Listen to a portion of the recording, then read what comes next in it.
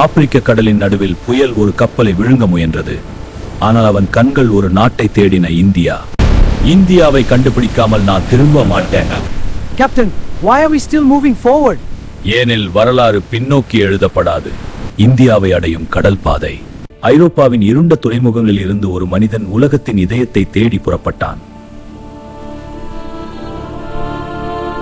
இந்திய வரலாற்றின் மறக்க முடியாத உண்மைகளை தொடர்ந்து அறிய தமிழ் ஹிஸ்டாரிக்கல் டேல்ஸ் சேனலை சப்ஸ்கிரைப் செய்யுங்கள்.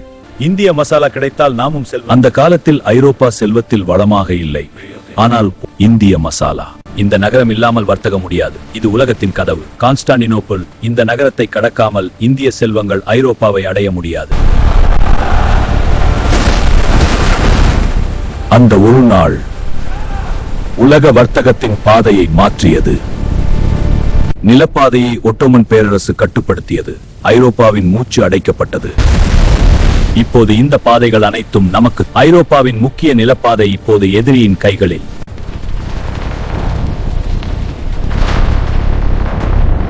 நிலம் மூடப்பட்டது. அப்படி என்றால் கடல் வழியாக செல்வோம். நிலம் வழியாக முடியாவிட்டால் வாஸ்கோட காமா வரலாற்றுக்குள் தள்ளியது. இந்தியாவை நேரடியாக அடைய வேண்டும். நான் அந்த பாதையை கண்டுபிடிப்பேன். நான் செல்வேன். சில மனிதர்கள் பயத்தை விட கனவுகளை பெரியதாக பார்க்கிறார்கள். ஒரு அரசனின் முடிவு உலக வரலாற்றை மாற்றப் போகிறது. அனைத்தும் தயார். இந்தியா காத்திருக்கிறது. 1497 ஜூலை வரலாறு கடலுக்குள் புறப்பட்டது. நிலம் எங்கே? கடலில் நேரம் இட்செல்ஃப் மறைந்து போகிறது. இது அமைதியா அல்லது புயலுக்கு முன்பா? சில நேரங்களில் அமைதி இட்செல்ஃப் பயமளிக்கும். கடல் மனிதரை சோதிக்கும் இடம். ஒரு சிறிய மிளகு ஒரு பேரரசின் விதியை மாற்றியது. இது ஆரம்பம் மட்டுமே. நாம் அழிந்து போகிறோம். கடல் இப்போது கோபித்திருந்தது.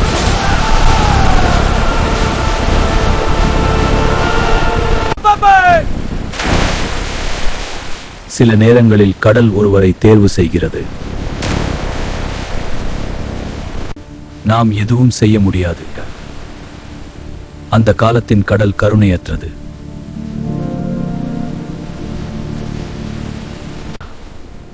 நீர் முடிந்துவிட்டது.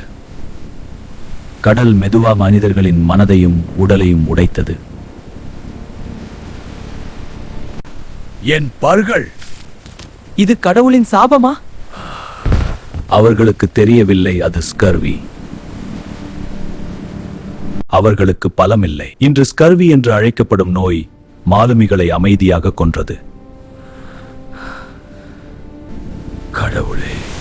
அறிவியல் இல்லாத காலத்தில் மனிதர்கள் பிரார்த்தனையை பிடித்துக் கொண்டனர். இந்தியா இல்ல, இது சாபமிட்ட பயணம். நம்பிக்கை உடையும் போது குழுக்கள் உடைய தொடங்கும். இந்தியாவே இல்லை என்றால், இந்த கடல் உலகத்தின் முடிவாக இருந்தால்? பயம் புயலை விட வேகமாக கப்பல்களில் பரவியது. இப்போது திரும்பினால் உலகம் எங்களை மறந்துவிடும். சில முடிவுகள் வரலாற்றை உருவாக்கும். முன்னே செல்லுங்கள். அவன் கண்களில் இன்னும் தோல்வி இல்லை.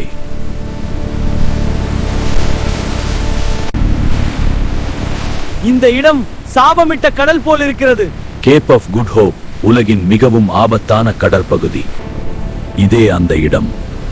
மாலுமிகள் இதை புயல்களின் கல்லறை என்று அழைத்தனர்.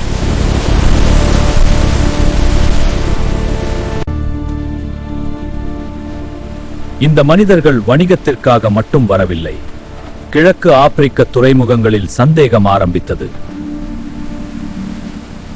கிழக்கு ஆப்பிரிக்கா உலக வர்த்தகத்தின் மறைந்த கதவு. அவர்கள் ஆயுதங்களுடன் வந்திருக்கிறார்கள். இந்திய பெருங்கடல் ஏற்கனவே உலக வர்த்தகத்தின் இதயம்.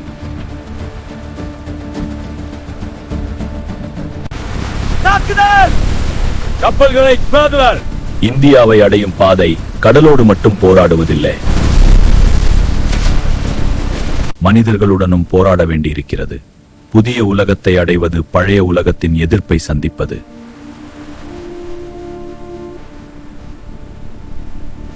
நீங்கள் உணர்கிறீர்களா?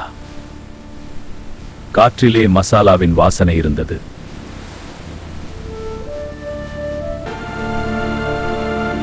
நிலம், இந்தியா. பல மாதங்களின் பயம் இறுதியில் கரையை கண்டது.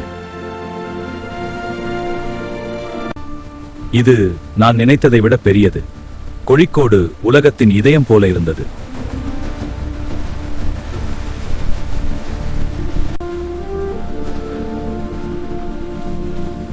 விலகு, இலவங்கப்பட்டை. இந்தியா ஏற்கனவே உலக வர்த்தகத்தின் மையம். ஐரோப்பா இதை நம்பாது. இந்தியாவின் செல்வம் வாஸ்கோவை அதிர்ச்சியடையச் செய்தது. இவ்வளவு செல்வம், மசாலைகள் மட்டுமல்ல, அதிகாரமும் இங்கே இருந்தது.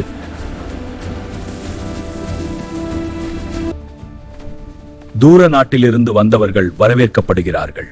கோழிக்கோட்டின் மன்னர் உலக வணிகத்தை புரிந்த அரசர். இவை ராஜாவுக்கான பரிசுகளா? இந்தியாவில் அவனை காத்திருந்தது வரவேற்பு அல்ல, அவமானம். இந்தியா ஏற்கனவே உலகத்தின் செல்வத்தை பார்த்துவிட்டது. அந்த சிரிப்பு வாஸ்கோட காமாவின் மனதில் தீயாய் எரிந்தது. நாம் வீட்டுக்கு திரும்புகிறோம், ஆனால் உலகம் இனி பழைய உலகமாக இருக்காது.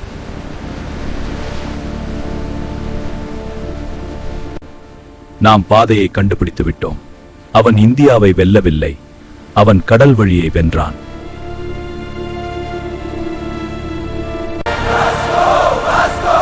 அவன் வீரனாக திரும்பினான்.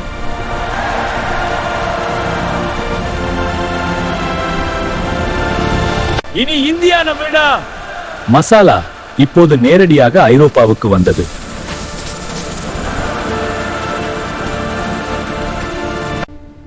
வணிகம் மட்டும் போதாது, இந்தியாவை வெல்ல ஆயுதமும் தேவை என்பதை அவன் புரிந்து கொண்டான். இப்போது கடல் நமதே. வணிக கப்பல்களுடன் பீரங்கிகளும் வந்தன.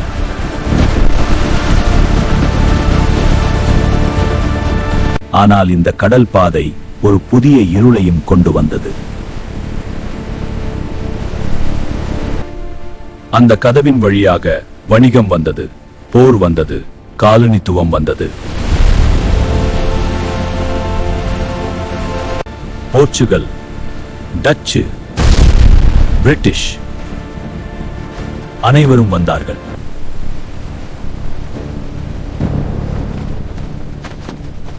கோவா ஒரு துறைமுகம் மட்டுமில்லை, ஐரோப்பிய ஆட்சியின் கதவு.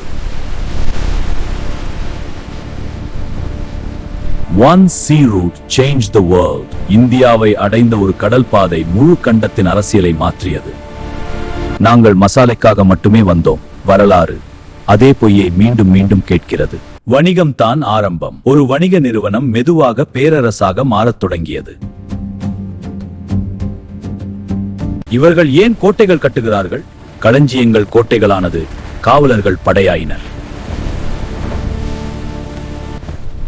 நாங்கள் உதவ வந்தோம்.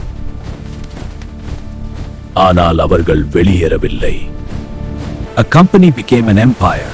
ஒரு வணிக நிறுவனம் ஒரு பேரரசாக மாறியது. நாங்கள் உழைக்கிறோம். மசாலைகள் ஐரோப்பாவுக்கு சென்று கொண்டிருந்தது, ஆனால் இந்தியாவில் வறுமை வளர்ந்தது. எங்களுக்கு எதுவும் மீதமில்லை. இது அரசாங்கத்திற்காக. வரி உயர்ந்தது.